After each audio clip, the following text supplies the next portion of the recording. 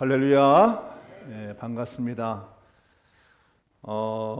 요즘 저는 이제 그 하나님의 말씀에 더 가까이 가려고 애를 많이 쓰고 있는데 시대가 사실은 우리가 예측할 수 없는 시대로 이미 바뀌었습니다. 그래서 제가 이제 예배 전에 말씀을 드렸는데 세계 질서가 바뀌었어요. 그동안 저희는 이제 미국이라는 강대국이 세계 평화, 공존이라는 어떤 생각을 가지고 나라를 운영했기 때문에 우리가 보통 이제 미국을 세계 경찰국이라 얘기하거든요. 그래서 어떤 문제가 생기면 그 문제를 해결하는 것에 미국이 힘을 썼어요. 근데 이제 그 모든 것들은 이제 더 이상 미국이 그 힘을 쓰지 않습니다. 여러분들이 어저께인가 그저께 아마 미국 대통령 트럼프랑 젤렌스키가 이제 정상회담을 하는 걸 혹시 보신 분이 계시면 알 수 있을 텐데 두 정상이 만나서 싸움하다 끝났어요. 그리고 이제 그 미국이 우크라이나에 대해서 손을 떼겠다고 얘기를 하고 그러면 우크라이나에는 그냥 끝난 겁니다. 그동안은 전에 정부까지는 어떤 뭐 세계적인 어떤 자기들한테 세상을 가지고 갔지만 이미 미국은 자기 나라의 위에서 모든 정책을 피기 때문에 아마 어떻게 보면 어디서 전쟁이 날지 아무도 모르고요. 그 중에 가장 위험한 나라가 대한민국입니다. 그래서 하나님이 보호하지 않으면 하나님의 은혜가 없으면 우리가 그동안 누려왔던 모든 건 물론이고 어떻게 보면 여기서 전쟁이 일어날 수도 있는 겁니다. 그래서 우리가 지금 하나님 앞에 더 가까이 가지 않으면 하나님을 우리가 의지하지 않으면 신앙도 일어나지 않으면 우리는 쉽지 않은 거죠. 세계만 그런 것이 아니라 그리고 우리가 이제 코로나를 지나면서 사람들의 생각이 바뀌었고 그리고 이미 이제 우리가 잘 아는 것처럼 늘 들어왔던 거 AI가 이제 점점 정밀해지고 그리고 이제 양자 컴퓨터가 나오기 시작하면 어떤 분들은 극단적으로 우리가 지금 있는 직업의 90%가 없어진대요. 그러면 이게 10년 안에 아마 이루어질 텐데 그러면 우리가 지금 살아가는 인생 속에 굉장히 어려운 시대가 되는 겁니다. 그래서 두 가지가 극단을 할 수밖에 없는 하나 뭐냐면 최정상의 사람들과 하층민밖에 존재하지 않습니다. 그러니까 지배하는 자와 지배를 받는 자 외에는 존재하지 않고 우리가 이제 애굽 얘기를 많이 하는데 400년간 종살이를 했던 이스라엘 민족처럼 어떤 애굽을 위해서 존재하는 그러한 민족으로 전락할 수밖에 없는 그런 아주 위험한 상황이 있는 거예요. 그래서 그 AI가 이렇게 이제 발달하면서 가장 먼저 없어질 직업이 뭐냐 이렇게 이제 분석을 해보니까 제 1위가 뭐냐면 생산직입니다. 그러니까 지금 어떤 그 기업에서 어떤 곳에서 생사업에 하는 것들이 가장 먼저 없어지는 거. 왜냐하면 AI가 다 감당을 할 테니까. 그리고 중간에 있는 것 중에 우리가 선망하는 그 직업 중에 회계사, 그리고 변호사, 의사들이 직업이 없어진다 얘기하고 또 맨 밑에 10위는 보니까 은행원들이 없어진다고 얘기하고 그다음에 이제 저희가 이제 그동안 상담사도 없어지게 되죠. AI가 다 해주니까 상담 더 잘합니다. AI가. 그러니까 이런 모든 이 환경 중에 국가적뿐만 아니라 우리의 개인의 삶에도 굉장한 변화가 일어나는 거죠. 그래서 주님이 말씀하신 게 뭐냐면 어둠이 짙어질수록 주님께 돌아와야 한다고 얘기합니다. 그래서 지금의 시기가 위기는 사실인데 우리가 주님 앞에 거해서 주님 안에서 우리가 다시 한번 주님께 돌아가서 주님과의 소통이 일어나고 그리고 주님과 우리가 친밀한 관계가 되어지면 그 위기가 기회로 변할 수 있습니다. 그래서 우리가 좀 중요한 것은 보통 영적인 거라 그러는데 영적인 것은 우리의 삶과 직결됩니다. 그래서 그동안 우리의 능력으로 할 수 있었던 것들이 있었어요. 그래서 제가 대학을 다닐 때만 해도 대학을 졸업하면 무조건 100% 취업이 됐어요.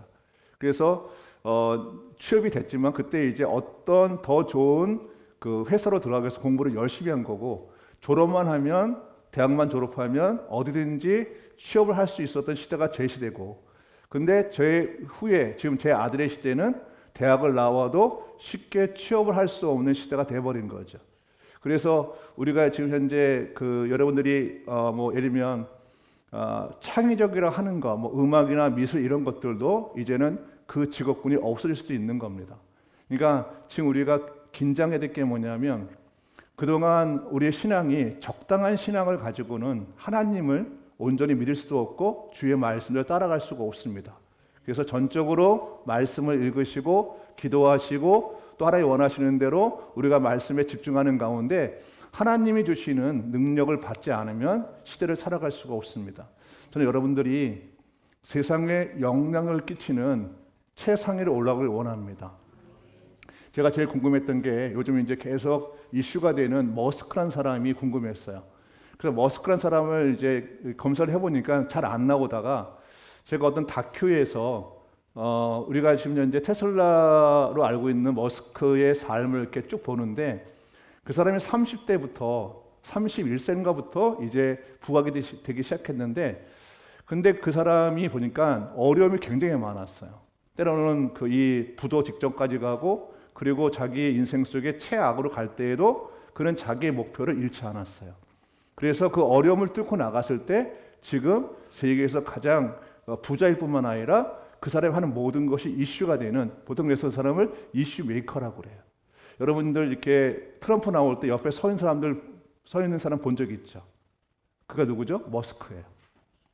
그러니까 트럼프가 어떤 정책을 발표하거나 할 때 반드시 머스크가 옆에서 같이 얘기를 합니다. 그러니까 한 사람의 개인이 이 정치와 경제를 아울러서 자신이 원하는 사람을 정부 요직에 세울 수 있고, 그리고 이 트럼프가 그의 조언을 받을 정도로 그렇게 영향이 뛰어난 사람이 되어지는 거죠. 그 사람은 예수 안 믿습니다. 할렐루야. 예전에 한번 그 사람이 이 종교 저기 크리스찬 어떤 그런 채널에 나왔었는데 그 사회자가 이렇게 그 사람한테 물은 적이 있어요.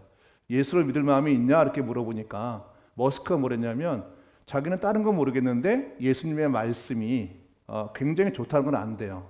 그 중에 내 이웃을 사랑하는 그 말씀이 자기한테는 굉장히 마음에 와닿는데요. 그러니까 이제 또 거기서 이제 패널들이 이제 사회가 뭐라 했냐면 그러면 한번 예수님을 믿어보라고 얘기하니까 한번 생각을 한번 해보겠다고 이렇게 얘기한 사람이에요. 그러니까 그런 예수를 믿지 않는 거죠. 그런데 예수를 믿지 않는 사람도 정말 아무도 주목하지 않았던 인생 속에서 최고의 사람이 된 것처럼 하나님은 우리들에게 그런 인생을 이미 보장을 하신 겁니다. 그래서 여러분들이 오늘 말씀을 집중해 들으시길 바라고, 말씀을 안 들으면 소망이 없습니다. 할렐루야.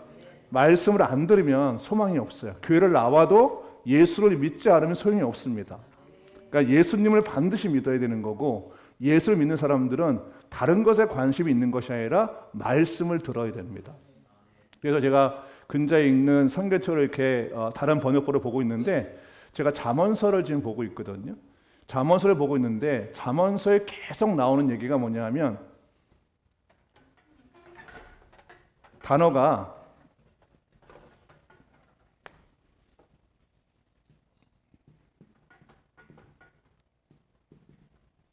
이해력이라는 단어예요.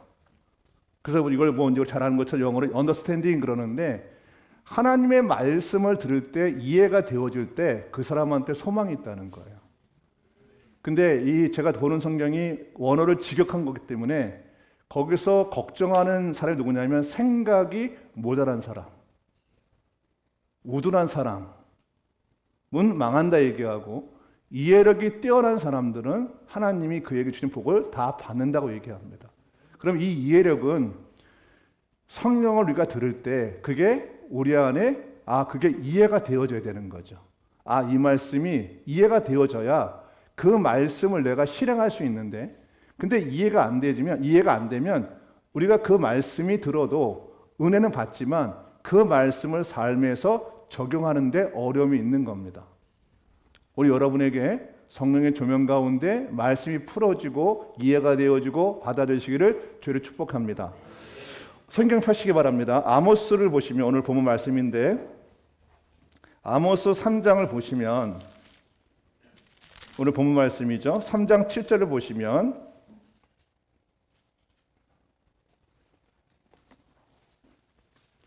자, 거기에 말씀을 펴시기 바랍니다. 꼭 펴세요. 같이 말씀을 한번 읽어볼까요? 시작. 주 여호와께서는 자기의 비밀을 그종 선지자들에게 보이지 아니하시고는 결코 행하심이 없느니라. 아멘. 그렇죠? 여기서 보면 하나님이 자기의 비밀이라고 그래요. 자기의 비밀. 그러니까 하나님이 말씀하신 하나님의 비밀이죠. 하나님의 비밀인데 이 하나님의 비밀은 하나님의 계획을 얘기하는 거예요. 하나님이 계획하신 게 있다. 그렇죠? 세계 정서에 대해서 또 개인에 대해서 하나님께서 계획하신 것이 있는데 계획이 있으신데 누구를 통해서 말씀하신다? 선지자를 통해서 말씀하시는 거예요. 선지자를 통하지 않고는 말씀하지 않는다 얘기하죠. 이 선지자는 말씀의 전달자들입니다. 아멘. 이걸 잘 보셔야 돼요. 말씀의 전달자를 통해서 하나님은 자기의 비밀을 말씀하신다는 거죠. 그렇죠? 그러니까 말씀의 전달자들은 담임 목사가 되기도 하고 또 부교육자가 되기도 하고 리더가 되기도 하는 거예요. 그러니까 하나님의 말씀을 전달하는 거예요. 아멘. 그렇죠? 그래서 왜 주의 종들이 거룩해야 되냐면 말씀의 전달자이니까 제 안에 다른 생각, 다른 어떤 어두운 영이 있으면 이 말씀이 왜곡시켜 버린단 말이에요. 그래서 하나님은 주의 종들한테 굉장히 엄격합니다. 그 제가 가르치는 이제 라마나우스에서 제가 목사님들 아직 그 교육자들을 가르치고 있는데 제가 목사 안수를 가능하면 받지 말라고 그래요. 잘못하면 죽을 수 있다. 그러니까 가능하면 받지 말아라. 목사 안수를. 그래서 정말 하나님이 붙들려서 하나님 앞에 자기가 쓰임받기 원하는 사람들은 상관없는데 어중간한 사람이 되어지면 그 사람의 목숨은 장담할 수가 없어요. 왜냐하면 하나님은 주의 종들한테 혜택을 많이 줍니다. 그래서 하나님이 교제를 더 끈끈하게 하시고 인도하시지만 그 이유는 뭐냐면 말씀을 전달한 자이기 때문에 하나님이 그를 위하시는 거예요. 근데 말씀의 전달자들이 사는 목적은 뭐냐면 하나님의 말씀을 받아서 그대로 전달하는 거죠. 하나님의 말씀을 잘 풀어서 우리가 이해도 시켜야 되고 그 말씀을 선포해서 힘도 줘야 되는, 다만 하나님의 말씀이 왜곡이 되면 안 되는 거죠. 그래서 오늘 말씀처럼 주 여호와께서는 자기의 비밀을 그종 선지자들에게 보이지 않고는, 그렇죠? 그의 말씀의 전달자를 통하지 않고는 하나님의 계획을 결코 행하심이 없다고 얘기합니다. 그래서 이 말씀을 듣는 우리의 자세가 굉장히 중요한 거예요. 할렐루야. 제가 여자 청년들한테 가끔 그런 얘기해요. 배우자를 만날 때 어떤 그 사람이 갖고 있는 인물이나 갖고 있는 배경도 중요하지만 그 사람이 예수를 믿지 않으면 절대 만나지 마라. 그리고 적당한 신앙은 가진 사람 절대 만나지 마라. 그러면 고생한다. 하나님께 붙들린 사람을 만나야 됩니다. 아멘. 그렇죠? 말씀의 전달자를 통해서 전해지는 그 말씀을 받는 사람들이 하나님이 글을 쓰시는 거예요. 저는 이제는 크리스찬들이 다시 기회를 얻었다고 생각합니다. 할렐루야. 하나님이 코로나를 지나서 그리고 세계 질서를 다시 편정하시면서 또 우리들에게 이 한국교회를 다시 세우시면서 뭘 원하시냐면 우리들이 세상의 영향력을 가진 하나님의 사람으로 세우실 때가 됐다고 생각합니다. 그러면 우리가 하나님의 사람으로 쓴다 안 쓴다를 내가 결정하는 게 아니에요. 하나님이 결정을 하신 거예요. 아멘. 그렇죠? 근데 그 말씀을 듣고 자기를 하나님께 드린 사람들은 쓰임을 받는 거지만 하나님이 동일하게 은혜를 주셔도 그 말씀 그것에 대해서 관심이 없으면 이제는 5년이 지나가면 극단적으로 갑니다. 할렐루야. 중간은 없습니다.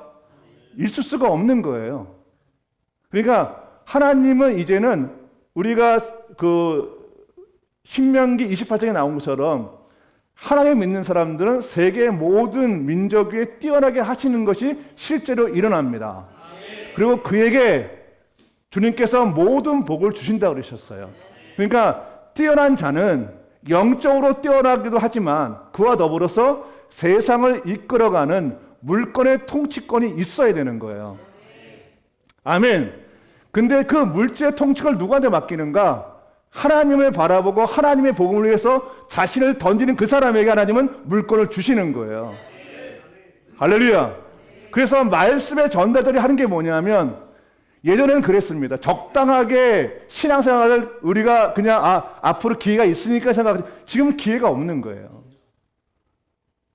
오늘의 시간 동안 내가 어떠하든 간에 주의 말씀을 받을 때 그 말씀의 감동뿐만 아니라 그 말씀을 이해할 수 있는 이해력이 있어야 되고, 그리고 그 말씀을 받았을 때 그 말씀을 행할 수 있는 행동력이 있어야 돼요. 하나님은 조건입니다. 할렐루야. 무조건적이 아니란 말이에요. 복음은 모든 사람들에게 하나님은 기회를 주신 거예요. 근데 구원은 조건이에요. 하나님은 예수 그리스도를 이 땅에 보내셨습니다. 그래서 모든 사람이 구원을 받을 수 있는 다 길을 주셨지만, 그런데 누가 구원을 받는가? 예수님을 영접하는 자만이 하나님의 자녀가 되는 거예요. 할렐루야. 교회를 나왔다 해서 하나님 자녀가 되는 게 아니라, 교회는 하나님이 우리들에게 예수 그리스도를 보내주셔서 그분이 우리의 구원자 되심을 선포하는 것이고, 그 말씀을 들은 그 기회를 잡은 사람들이 예수님을 영접할 때 그가 하나님의 자녀가 되는 거예요. 그 하나님의 복은 이방인한테 절대 주지 않습니다. 하나님의 자녀에게 하나님의 모든 복을 주는 거예요.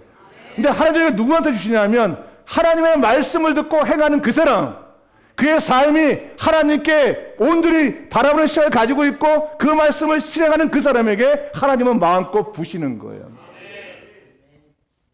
할렐루야. 여러분 모두는 말씀을 듣고 있습니다.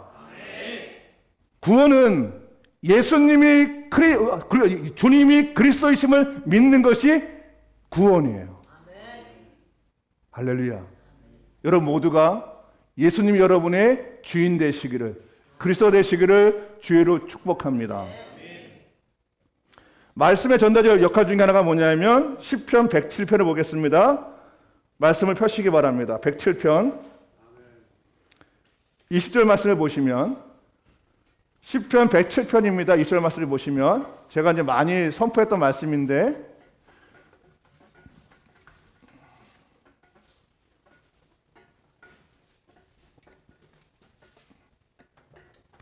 그 말씀을 우리가 함께 읽겠습니다. 107편 20절 말씀 함께 말씀을 읽습니다. 시작. 그가 그의 말씀을 보내요 그들을 고치시고 유한 지경에서 건지시는도다. 아멘. 그렇죠? 자, 19절 보시면 이렇게 되어 있죠. 이에 그들이 그들의 고통 때문에 여호와께 부르짖음에 그가 그들의 고통에서 그들을 구원하시되. 그렇죠? 우리 인생 속에 어려움이 왔을 때 주님은 그 백성들을 구원하시길 원하세요. 근데 구원의 방법이 이런 겁니다. 내가 어떤 삶의 고통, 삶의 어려움에 처해 있어요. 내가 삶의 어려움에 처해 있어요.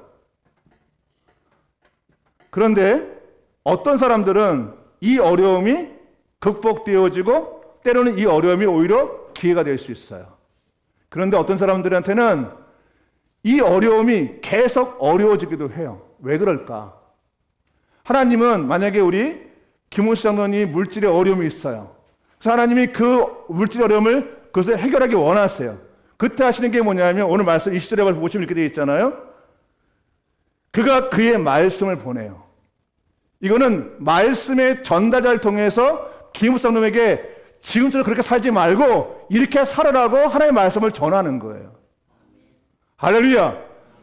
당신에게 어려움이 있는 것은, 물질의 어려움이 있는 것은 그동안의 삶이 하나님과 상관없는 삶이니까 이제 하나님의 말씀으로 돌아가라고 말씀을 전달하는 거예요. 그러면 김우사노님이 그 말씀을 듣고 말씀의 전달 통해서 그 말씀을 듣고 그 말씀을 살아낼 때 그 물질 어려움이 해결되는 겁니다.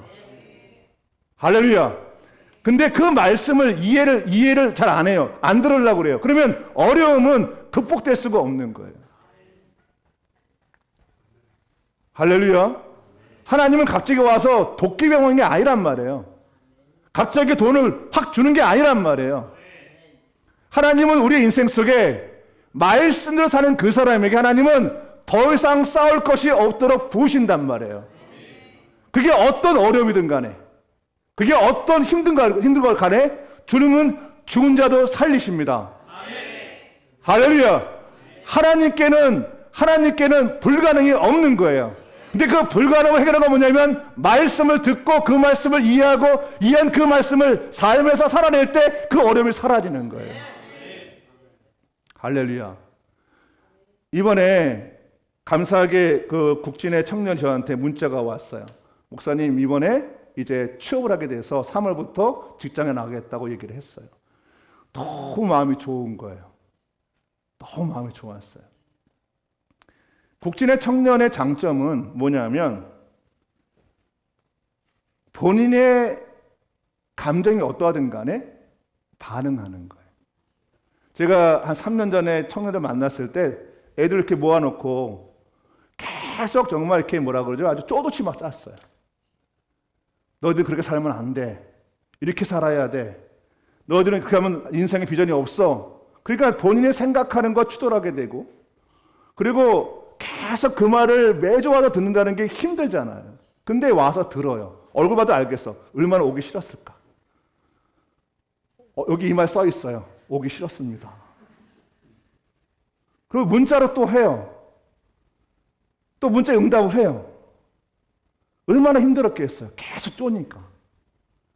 그래서 본인이 생각하는 길에서 내가 그건 아니다, 틀렸다 얘기했어요. 그거는 비전이 없어. 근데 그 얘기를 듣는데 사람이 하루아침에 변할 수는 없는 거잖아요. 근데 뭐를 잘했냐면 와서 듣는 거예요. 들으면서 뭐가 생기냐면 안에서 그 말씀을 내가 이해도 못하든 간에 말씀을 들을 수 있는 능력이 생기는 거죠. 그러고 있다가 이번에 또 만나서 보니까 아직 취업을 못해서 2월 안에 해결하라 했더니 이번에 그걸 해낸 거예요.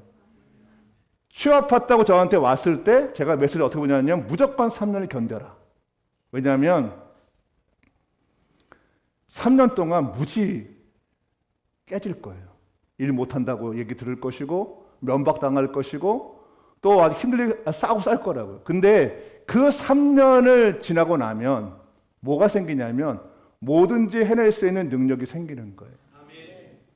3년을 못 견디면 어디 가든 간에 계속 옮겨 다녀야 돼요.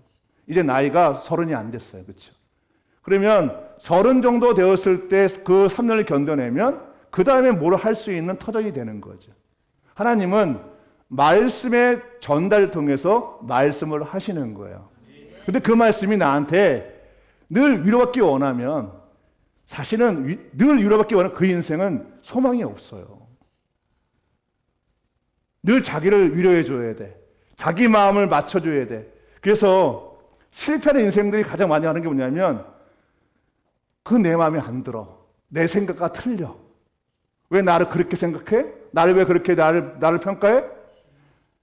나를 누군가가 나에게 어떤 얘기를 할 때 그 말을 듣고 나를 돌아봐야 되는데 나를 그렇게 취급하는 것에 대해서 기분 나쁘다는 거예요. 그러면 어디 가든 간에 그 사람은 리더가 될 수가 없습니다. 할렐루야. 제가 어저께 읽었던 잠언서에서 충고를 듣는 자, 조언을 듣는 자가 잘 된다고 쓰여져 있어요. 누군가 나에 대해서 객관적으로 조명해 줄 때 그 말씀을 듣고 행할 때 인생이 달라지는 거죠. 여러분 우리 지금 아이들 있잖아요. 저도 이제 아까 오니까 우리 그 선율이가 이렇게 있어서 인사했더니 오랜만에 손을 잡아주더라고. 오랜만에. 근데 그 아이가 지금 3살 됐죠. 이제 만 두돌이 지났으니까.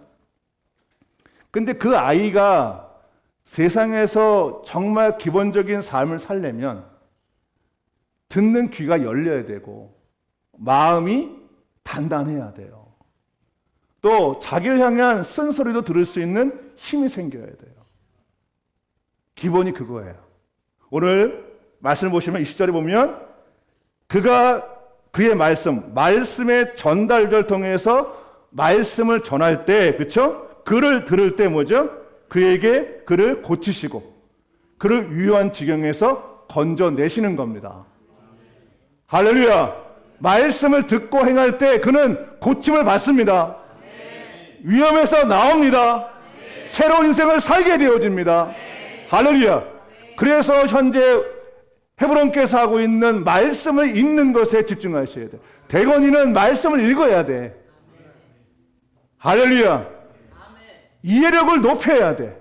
말씀을 더 읽어야 돼. 남보다 3배는 더 읽어야 돼. 말씀을 읽고 책을 읽어야 돼요.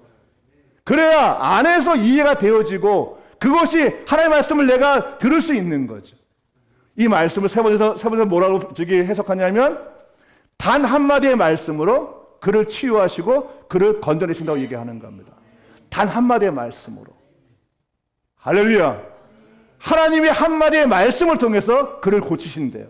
그에게는 그 말씀을 때 믿음으로 받아들이면 그 말씀 행하면 그는 새로운 인생을 살게 되는 겁니다. 여러분에게 그 은혜가 있기를 죄로 축복합니다. 사람이 좋은 사람을 만나잖아요. 그러면 그 사람에게는 역사가 일어납니다. 근데 사람이 하나님을 만나잖아요. 그러면 그에게 기적이 일어납니다. 차원이 다른 거예요. 할렐루야. 그래서 내 옆에 누가 있는가가 중요해요. 여러분 신앙인들이 조심할 게 있어요.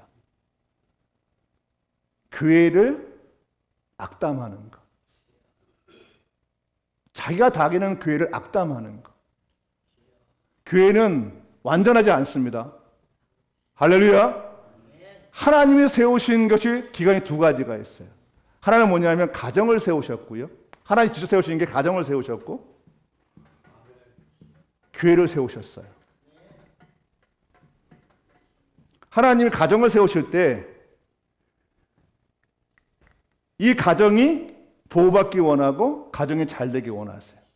그런데 하나님이 누구를 벌 주시냐 하면 부모를 욕하는 자녀를 벌 주십니다.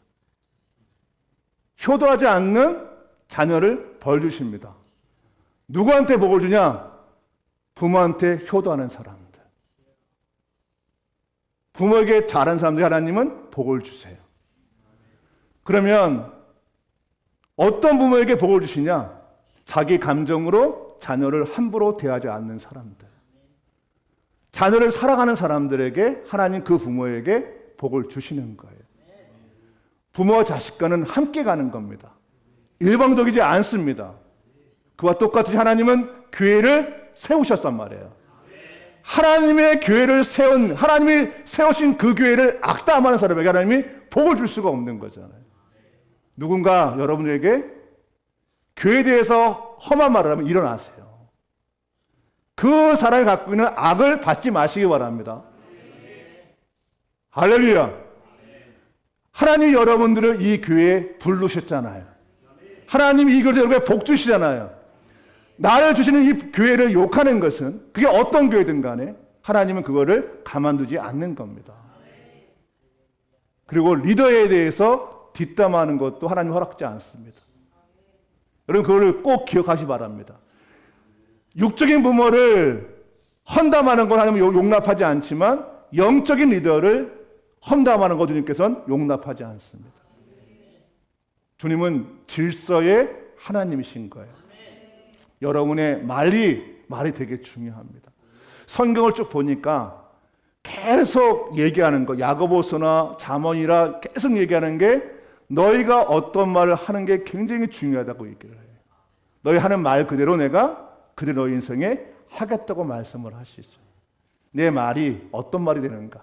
내가 사람을 바라볼 때 영안이 열린 건 뭐냐면 그런 겁니다. 내가 사람을 보잖아요. 그럼 그 사람에게 분명히 내 시각에서 보면 내 관점을 보면 그 사람이 못마땅한 게 되게 많아요. 근데 이거는 사단의 영역이고요. 내가 못마땅한 걸 얘기하는 그 순간 그 독을 내가 먹는 거예요. 할렐루야. 내가 상대방을 탓하고 욕할 때 그 독이 나한테 오는 거예요. 그 저주가 나한테 오는 거예요. 특별히 영적인 사람들이 하게 되어지면 그 독은 더 심하게 나한테 오는 거예요. 근데 그를 인정하고 하나님의 빛을 바라보는 그 순간 그도 복을 받지만 나도 복을 받는 겁니다. 여러분에게 그 은혜가 있기를 주를 축복합니다. 오늘 창세기 22장 보겠습니다. 하나님 여러분한테 뭘 하기 원하시는가? 창세기 22장 17절입니다.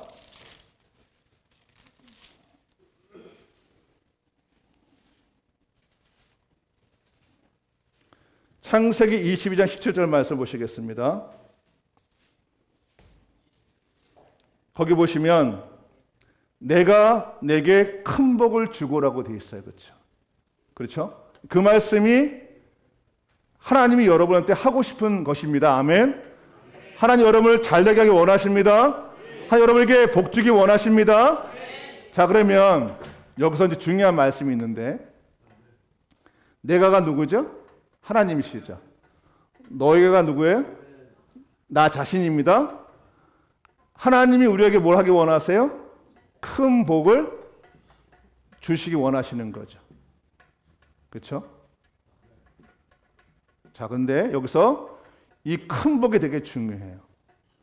이 큰 복은 이 사람은 뭐 일의 복을 주고 나는 열의 복을 준다는 그런 의미가 아니에요.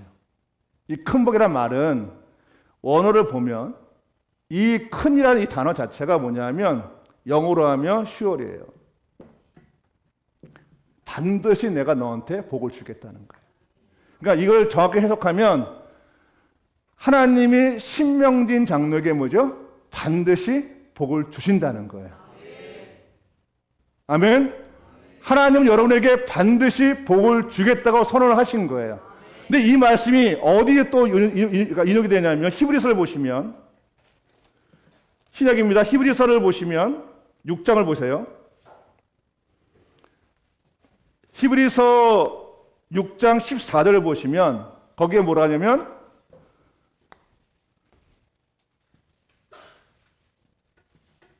내가 뭐라 그러죠? 내가 반드시 뭐죠? 너에게.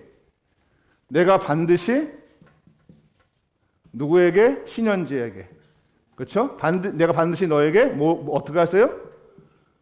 복 주고 복 주면이죠. 그렇죠? 복 주고 복 주면이에요. 자, 그러면 이 반드시가 이 큰 복과 같이 연결되는 거예요. 그러니까 창세기 22장 17절 말씀을 히브리서 기자가 여기 말씀을 인용한 거예요. 근데 여기서 복이라는 단어가 두 번 나오잖아요.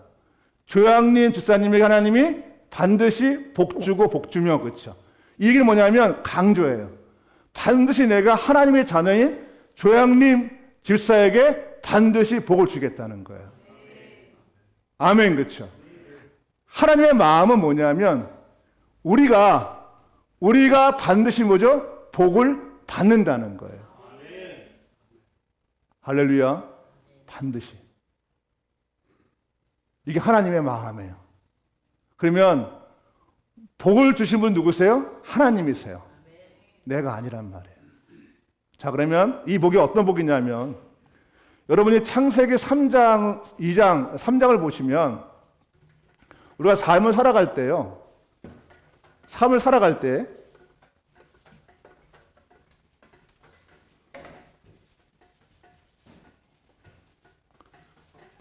우리가 이 땅의 삶에서 뭐라 그러죠? 우리가 죄를 졌으니까 너희가 먹고 살 때 노동을 통해서 얘기하잖아요. 그렇죠? 노동을 통해서 얘기한다고요. 근데 이 너희가 반드시 일을 해야 너희들이 먹고 산다 그랬을 때 그 말씀의 뉘앙스가 긍정이에요, 부정이에요? 부정이에요. 너희가 반드시 땀을 흘려야 먹고 산다는 얘기가 왜 그러냐면 너희가 죄를 졌으니까 그 대가를 치른 거를 얘기하잖아요. 그렇죠? 그러니까 먹고 사는 문제가 내가 먹고 사는 문제를 해결하는 것은 이게 고통이라고 얘기하고 하나님은 뭐냐면 우리에게 이걸 뛰어넘는 초자연적인 복을 주시겠다는 거예요. 아멘. 그러면 초자연적 복은 우리가 얻을 수가 없어요. 하나님이 우리한테 주셔야 돼요. 아멘, 그렇죠? 근데 세상은 희한하게 어떻게 가르치냐면 내가 일한 만큼 먹고 살아야 되는 것을 정당화시켜요. 하나님 그렇게 얘기하지 않았어요. 너의 능력이 일인데 내가 거기에 100배로 부어주겠다는 말씀하시는 거예요. 그걸 우리는 복이라고 얘기하는 거예요. 내 능력으로 먹고 사는 건 내가 할 수 있잖아요. 그렇죠? 근데 이 삶이 힘들잖아요. 아멘, 그렇죠? 내가 아침으로 저녁까지 일을 하는데 내 삶이 만족하지 않아. 경제적 자유가 없기 때문에 내가 뭔가 시간을 낼 수가 없어. 이게 힘든 거잖아요. 이거는 하나님 원하시는 삶이 아니에요. 그러면 하나님이 우리에게 원하는 삶은 뭐냐면 너희가 성실하게 근면하게 일하는 그곳에 내가 너에게 100배로 부으시겠다는 거예요. 그걸 보여주신 게 이삭이 거부가 되는 장면이란 말이에요. 창세기 26절에 하나님께서 이삭의 사업할 때 그의 사업이 뭐죠? 100배로 축복하심을 통해서 그가 거부가 됐다고 얘기하는 거예요. 그러면 이삭이 왜 거부가 됐을까? 할렐루야. 창세기 22장에서 하나님의 테스트를 넘어갔어요. 그가 하나님을 향한 절대 믿음을 보였어요. 자기의 삶은 자기에게 주어진 것이 아니라 하나님 거라는 인정을 했어요. 그 인정하신 그곳에 하나님은 복을 부으시는 거예요. 그래서 창세기 26장에 보면 이삭은 자기의 전문 분야는 목축업이란 말이에요. 짐승을 키우고 짐승을 이끌어가고 그걸 배가시켜서 그걸 또 돈을 버는 사람인데 한 번도 해보지 않은 곳에 가서 농사를 졌어요. 초보자가 농사를 짓는데 하나님 거기에 100배로 복을 부으신 거예요. 다시 말하면 그가 어떤 일을 하든 간에 하나님 무조건 그에게 복을 부으시는 거예요. 자신의 능력이 아니라 하나님의 말씀에 순종하고 자신을 드린 그 사람에게 하나님은 복의 복을 더하시는 거예요. 반드시 하나님 여기에 복을 주십니다. 근데 조건이 있는 거예요. 하나님의 말씀을 듣고 이해하고 그 말씀을 지켜 행하라고 하시는 겁니다. 사랑하는 성도 여러분, 세상의 논리가 우리가 납득할 수 있는 것도 있고 없는 것도 있지만 그것이 진리는 아닙니다. 기독교인들은 하나님의 복을 받는 사람들이에요. 그래서 적당한 신앙이 아니라 온전한 신앙으로 여러분이 쓰셔야 됩니다. 저는 부모님을 모시고 있고 또 자녀를 키우고 있고 손녀들이 있어요. 제가 잠옷을 입다가 사람이 복을 받는 것 중에 여러 가지가 있는데 어저께 성경 읽다가 제 마음에 안에 파고드는 게 있었어요. 사람이 복을 받는 것 중에 하나는 조상의 유업을 받는 거예요. 할렐루야. 다시 말하면 부모가 자녀에게 해줄 수 있는 것 중에 가장 좋은 것 중에 하나는 자손들에게 재산을 넘겨줄 수 있어야 되는 거죠. 아멘. 그런 부를 갖고 있어야 되는 거죠. 저는 그것이 여러분의 삶 속에 모든 분들에게 임하기를 축복합니다. 우리 스스로가 판을 바꿔야 됩니다. 내가 부모님한테 또 나의 조상들한테 설령 복을 받지 못한다 할지라도 나 때부터는 내가 주 앞에 이삭처럼 거부가 되어서 자손들에게 부를 넘겨줄 수 있는 그런 힘을 갖기를 소망합니다. 하나님 여러분에게 그 복을 주십니다. 이미 주셨습니다. 아멘. 그렇죠? 우리에게 주어진 건 뭐냐면 말씀을 읽고 큐티를 하고 그리고 선포된 말씀을 우리가 기록하는 거예요. 선포된 말씀을 적고 작가의 핵심을 보는 거예요. 그럴 때 여러분 안에 이해력이 생깁니다. 찬양을 통해서 은혜를 받잖아요. 말씀이 선포될 때 영적인 게 흘러가니까 은혜는 받지만 은혜 받는 걸로 끝나면 은혜 받는 걸로 끝나는 거예요. 근데 말씀을 듣고 말씀을 이해하고 그 말씀이 내 안에 체득이 되어지면 여러분에게 복이 열리는 길이 열리는 겁니다.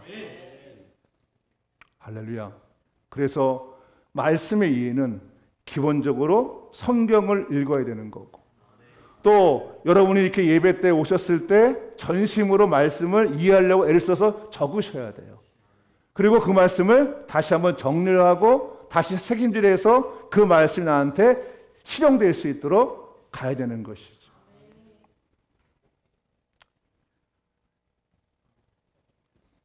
제가 뉴스 보다가 깜짝 놀란 것 중에 하나가 구글에서 발표를 했더라고요. 양자 컴퓨터를 5년 안에 실용화시키겠다 얘기를 하더라고요. 양자 컴퓨터가 실용화되어지면 사실은 우리들에게는 굉장히 큰 타격이 오는 거예요.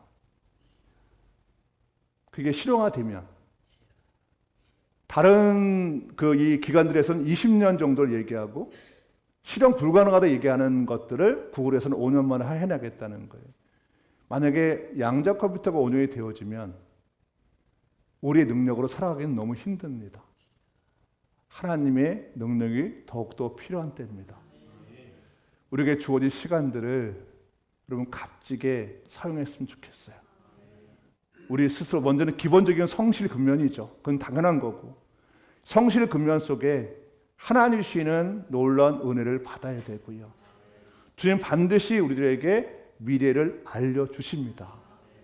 그 미래를 여러분 잘 대비하셔서 여러분이 이 땅 속에 복음의 전달자가 되셔서 많은 사람들에게 마음껏 복음을 전할 수 있도록 여러분이 영권이 특화되어지고 물권이 특화되어지고 인권이 특화되어지고 여러분의 건강이 특화되어지기를 주로 축복합니다. 주님 말씀하십니다. 내가 반드시 너에게 복 주고 복을 준다 얘기하십니다. 이 말씀 여러분에게 실제가 되어지기를 축복합니다.